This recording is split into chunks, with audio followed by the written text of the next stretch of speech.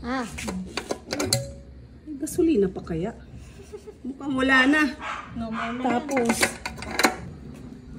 nakarga ako sa malapit. Okay. Ay ko na lang ito. Ganoy.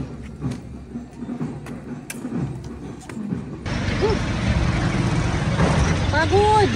Yes, may malapit ng gasoline station.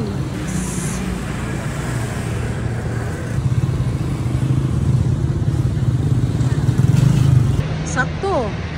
Bagong opening ng our zone. Dito lang, malapit sa amin, sa bahay. Dito lang sa Bigaa. Thanks God. 1 liter lang. Oh. Okay na yan. Sarap.